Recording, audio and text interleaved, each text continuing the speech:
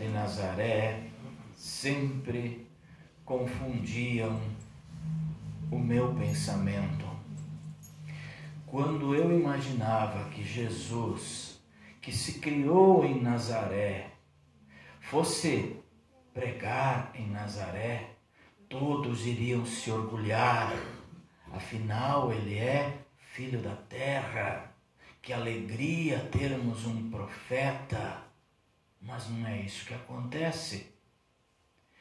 Ele era popular, Jesus era bastante popular, menos na sua terra, na sua cidade.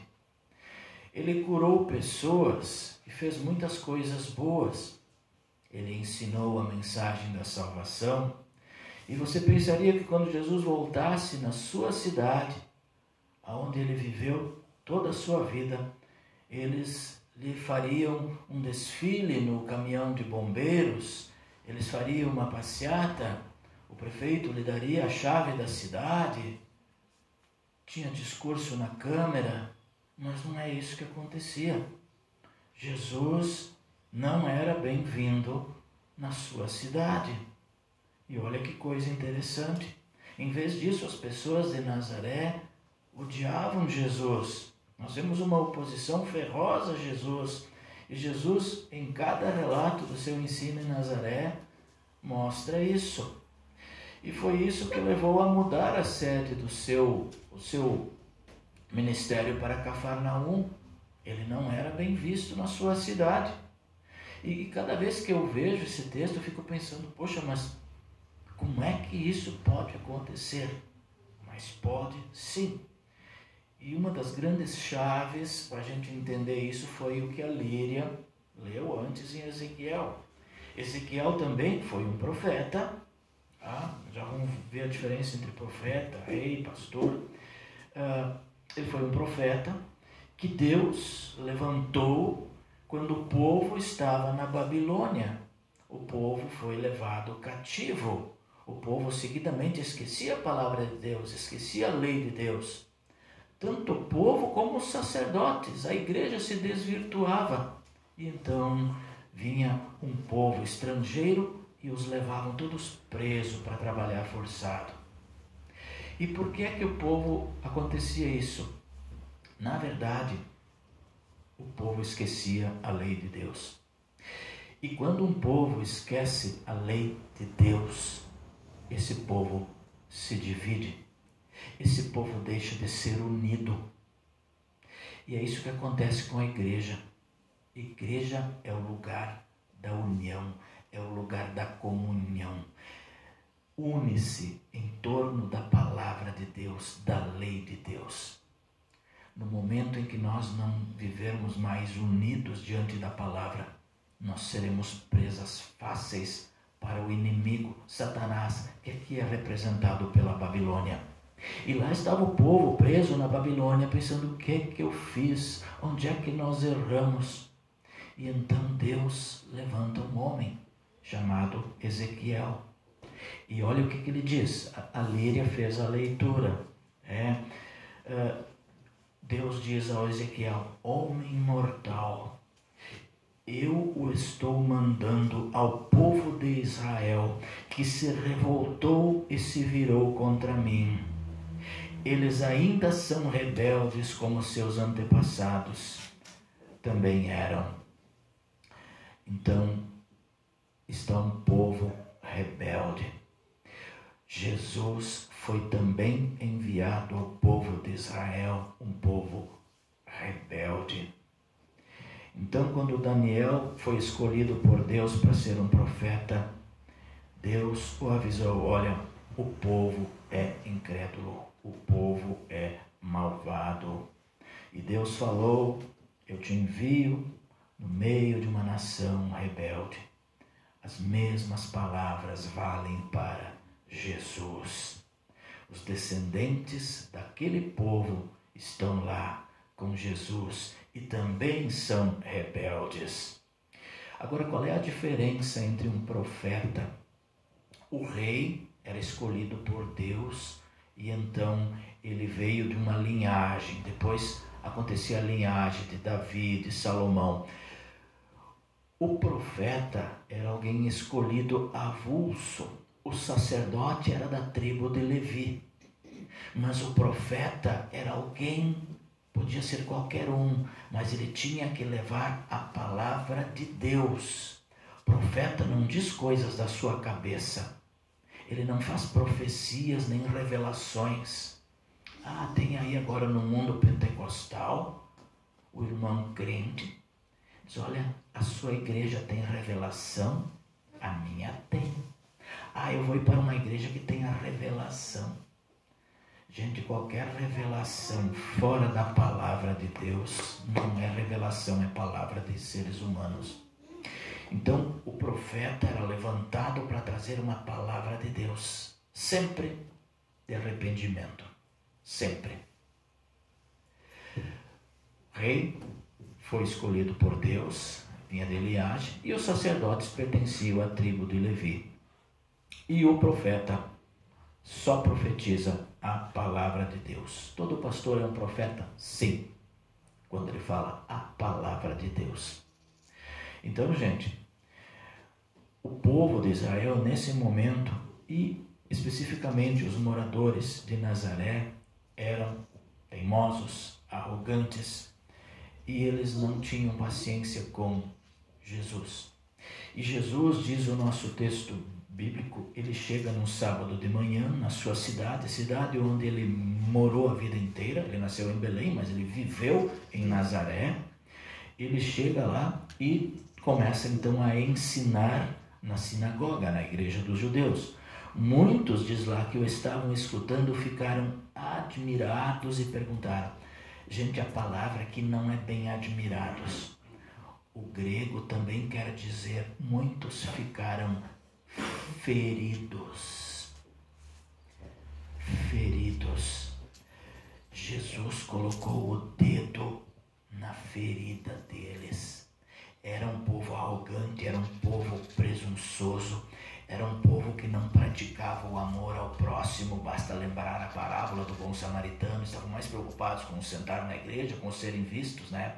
A parábola do bom samaritano é isso, né? O sacerdote, o ajudante do sacerdote, todos passaram em volta e deixaram alguém agonizando. Jesus tocou o dedo na ferida deles e por isso eles estavam zangados. E então começa a baixaria. Agora eu fico pensando, por que é que eles não gostavam de Jesus? Jesus tinha todas as credenciais de ser o Filho de Deus, o enviado. Nazaré não estava muito longe dos locais dos milagres de Jesus. Por exemplo, na semana passada nós ouvimos falar sobre Jesus ressuscitando dos mortos uma menina. E isso aconteceu em Cafarnaum, a menos de 50 quilômetros. Cruz Alta. Como se fosse em Cruz Alta. Jesus foi à Cruz Alta e ressuscitou uma menina que havia falecido.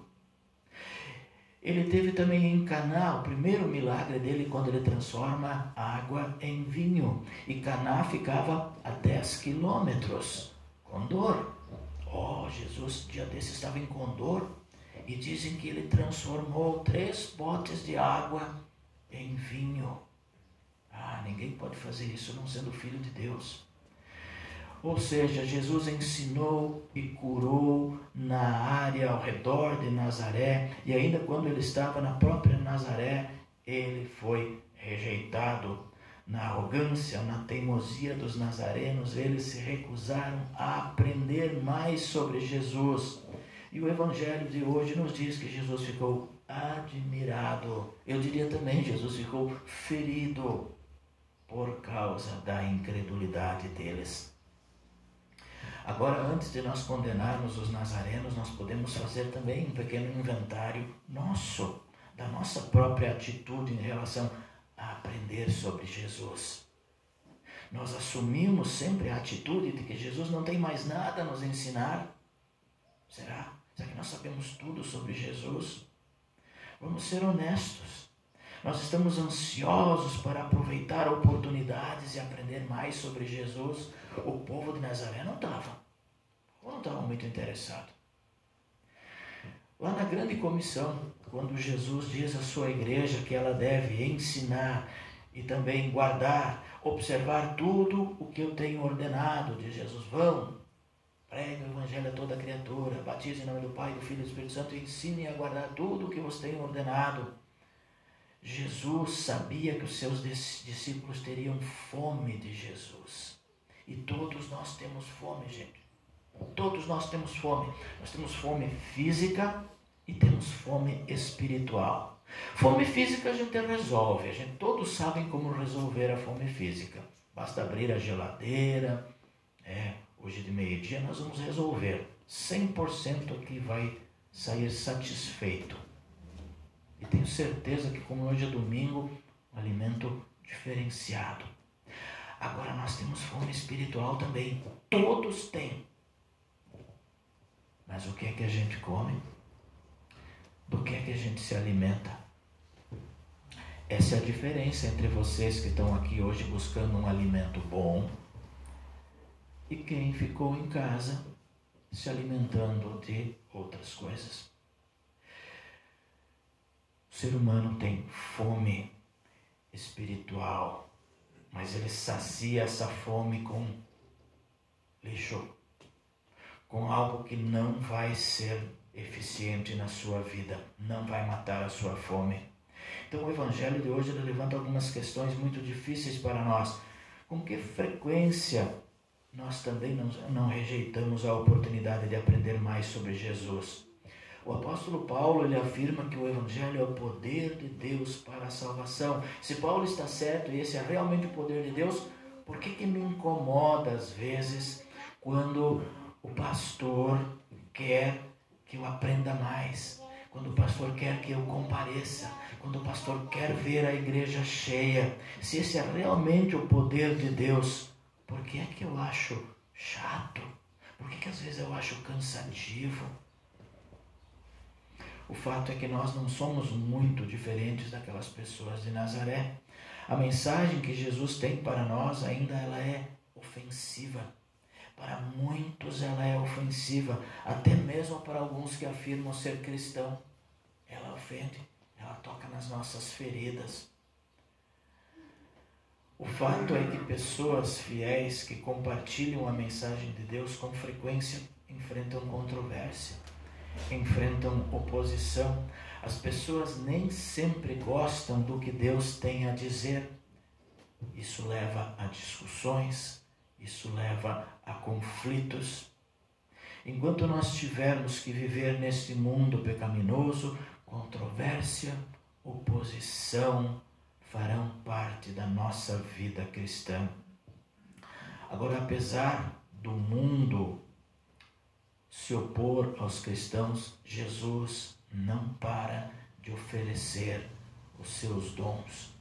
Jesus continua a enviar seus discípulos a preparar o caminho para o seu ministério. Embora soubesse que eles enfrentariam oposição, Ele lhes deu autoridade para abençoar aqueles que os receberam e para sacudir a poeira dos pés daqueles que não o receberiam. E Jesus ainda oferece esses presentes hoje para nós. Me chama a atenção o fato das pessoas de Nazaré olharem para Jesus, Jesus tocar na ferida deles, Jesus condenar as suas atitudes, e eles então perguntarem uns para os outros: mas não é esse o filho do carpinteiro? Não é esse o filho da Maria? Não é esse o irmão de Tiago, de Simão? Não é esse aí, de José? Sim, as irmãs dele não moram aqui? Sim, mas o que ele está fazendo aí? Quem é ele? Quem ele acha que é? Quem ele pensa que é? E isso às vezes os pastores também enfrentam. O pastor às vezes tem que tomar uma atitude de acordo com a palavra de Deus. Ele precisa às vezes encarar alguém. E esse alguém tem duas atitudes. Ou ele realmente escuta o que a palavra de Deus diz, ou ele rejeita e diz, mas quem esse pastorzinho acha que é? O que é bem mais cômodo, mostrar indignação, não mudar de atitude. Jesus enfrentou essa rejeição. Os pastores também enfrentam. Mas Jesus oferece, nesse momento, o ofício do ministério. Foi ele que instituiu o ministério pastoral para o bem, para que a palavra de Deus seja pregada, para que os sacramentos sejam administrados, para que nós mantenhamos sempre um olho na lei de Deus e para que nós vivamos em comunhão. Porque se nós nos separarmos, nós seremos atacados pelo inimigo. Igreja é comunhão, igreja é congregação, igreja é comunidade. Jesus ama cada um de nós, Ele quer nos ver unidos e no ministério da palavra Ele nos une. Ele quer que você aprenda mais sobre Ele. Ele deu à igreja o mandamento de ensinar as nações a guardar todas as coisas que Ele ensinou. Aproveite esse mandamento, aproveite esse comando. Aprenda sobre Cristo que o ama e se entregou à morte por você. Aprenda sobre o Salvador que tem o prazer de lhe dar o que é melhor para você. Jesus tem o prazer e todos os enviados também têm o prazer. O enviado de Deus, principalmente o pastor, quando ele admoesta, ele está admoestando pelo prazer de ver a melhora, de ver aquele irmão, aquela ovelha retornar novamente. Ele não tem prazer em afastar, ele não faz isso por si, mas ele quer novamente o seu retorno, ele quer somar. O pastor sempre quer somar o seu rebanho. Perder uma ovelha dói muito. Ele orgulha-se do seu rebanho, ele quer o maior número possível. Vamos aprender sobre o Senhor que ressuscitou dos mortos para lhe dar a promessa da vida eterna. Então a palavra de Deus causa divisão muitas vezes. E o autor aos Hebreus, ele disse isso, a palavra de Deus, ela é viva, ela é ativa e ela é afiada, mais afiada do que qualquer espada de 2 gumes. Ela perfura e faz divisão entre alma e espírito, nas juntas, nas medulas. Ela discerne os pensamentos e as intenções do coração. A divisão entre aqueles que são fiéis aos ensinamentos de Cristo e também aqueles que os rejeitam. Jesus enfrentou a oposição em Nazaré, a sua cidade natal, porque o povo rejeitou a palavra de Deus. Por fim, as pessoas que rejeitaram a palavra de Deus providenciaram que ele fosse pregado na cruz. Com a sua morte na cruz, ele nos reconciliou com Deus, dando-nos perdão e vida. Nós estamos entre aqueles que dizem sobre Jesus: bendito aquele que vem em nome do Senhor. E no momento em que dissermos isso, muitas pessoas vão ficar irritadas. Mas é assim que as coisas funcionam. Mas Jesus jamais vai nos abandonar. Jamais vai esconder a sua face de nós. Fiquem com Ele durante esta semana, o testemunhem e aprendam mais sobre Ele. Amém. Nos coloquemos de pé, que a paz de Deus, que vai muito além do nosso entendimento, que ela guarde os nossos corações e mentes em Cristo Jesus para a vida eterna.